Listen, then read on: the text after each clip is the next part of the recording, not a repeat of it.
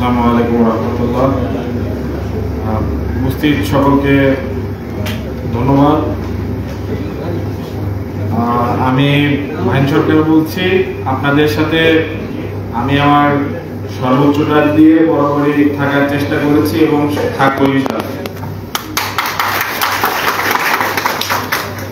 আপনারা জানেন, আপনারা দীর্ঘদিন যাবত আন্দোলন করে আসছিলেন। আমি আমার জায়গা থেকে বৈষম্য বিরোধী ছাত্র আন্দোলনের পক্ষ থেকে আমরা যখন অনুরোধ করলাম বাংলাদেশের স্বাধীনতা এবং সার্বভৌমত্ব ইস্যুতে বিডিআর হত্যাকাণ্ড এই ঘটনার চাইতে বেশি গুরুত্বপূর্ণ বিষয় আরেকটিও নেই, সেই সময়ে আমি আপনাদের সাথে জড়িয়ে পড়ি এবং আপনাদের সাথে ছিলাম এবং থাকবো। এখন আমার একটি রাজনৈতিক পরিচয় আছে, আপনাদের সাথে আমি রাজনৈতিক পরিচয় নিয়েই থাকবো।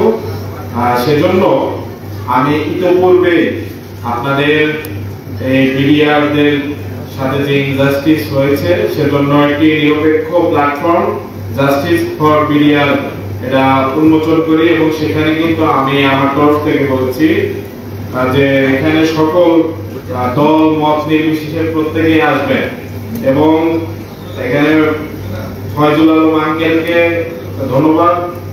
উনি আসলে সকল রাজনৈতিক দলকে ওনার তরফ থেকে এনগেজ করার চেষ্টা করেছেন।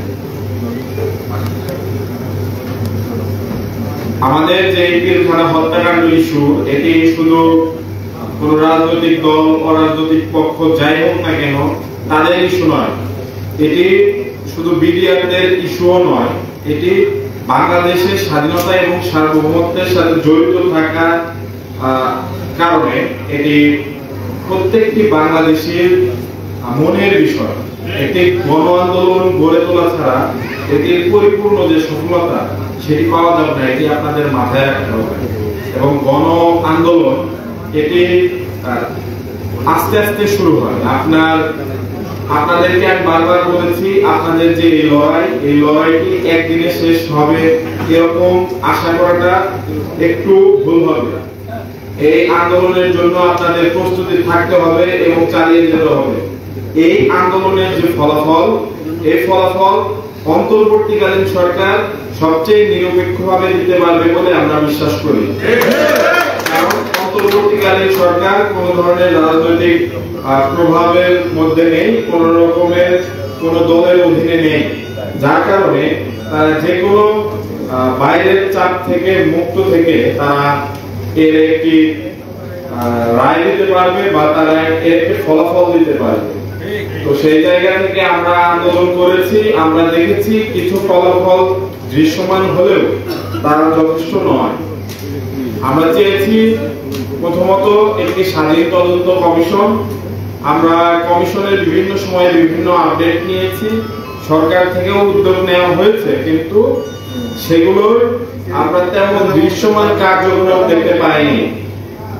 এবং যে ধারাটি আছে, আমাদের যে অন্যতম প্রধান দাবি, সেই ধারার মধ্যে কিন্তু স্পষ্টত প্যাচ রেখে দেওয়া হয়েছে, যেখানে আমরা এই যারা ইনজাস্টিসের শিকার বিডিআরগণ তারা ন্যায় বিচার পাওয়ার পক্ষে অন্যতম একটি বাধা হয়ে দাঁড়াবে।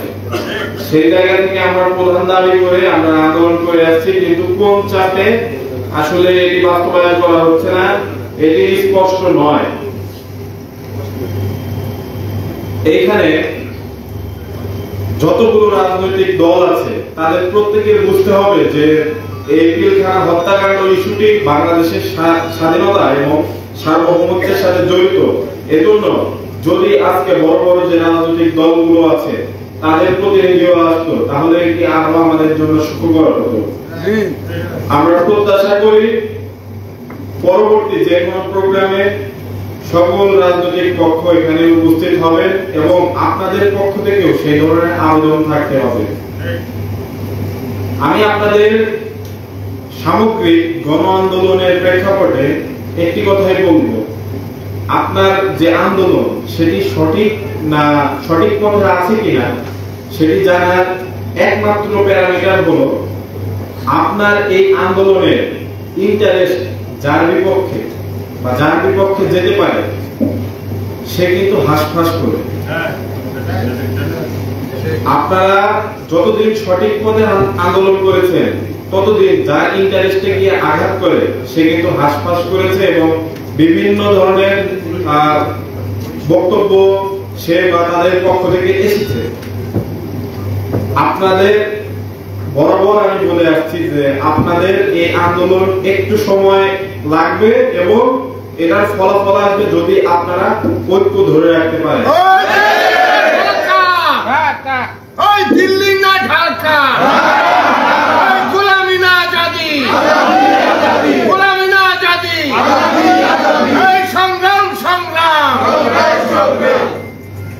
এখানে আপনারা সর্বপ্রথম ক্ষতিগ্রস্ত বিডিআর সদস্য এবং তাদের পরিবারের সদস্যবৃন্দ প্রত্যেকের এক এবং ঐক্যবদ্ধ থাকতে হবে।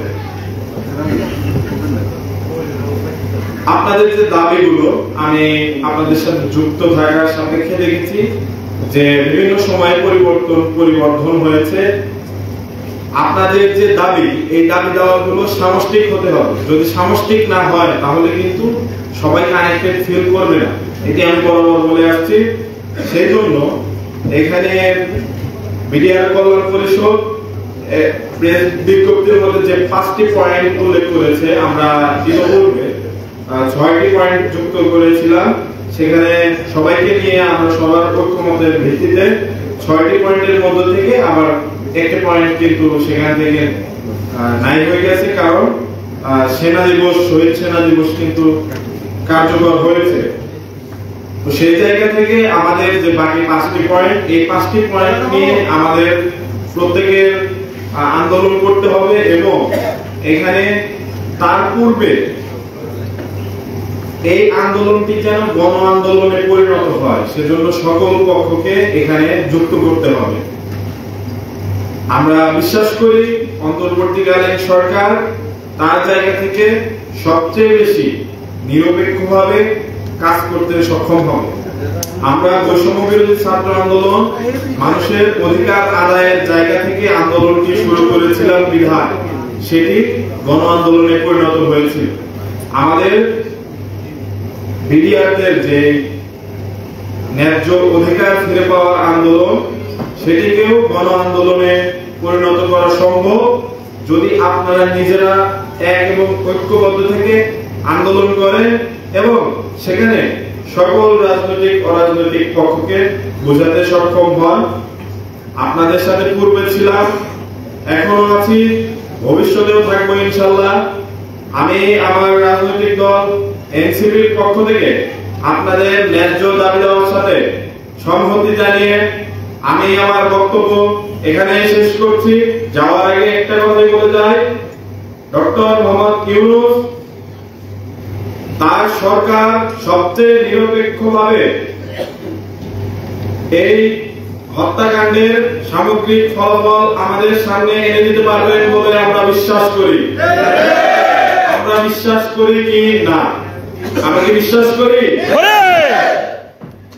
তাহলে আমরা ডক্টর মোহাম্মদ ইউনূসকে এই ক্ষতিগ্রস্ত বিডিআর এবং তার পরিবারের পক্ষ থেকে অভয় দিয়ে বলতে চাই, কোন প্রকার কোন শক্তির চাপে আপনি মাথা নত না করে আপনি আপনার মতো এগিয়ে যান। এই বিডিআর গণ আপনার সাথে আছে ইনশাআল্লাহ। ইনকিলাব জিন্দাবাদ।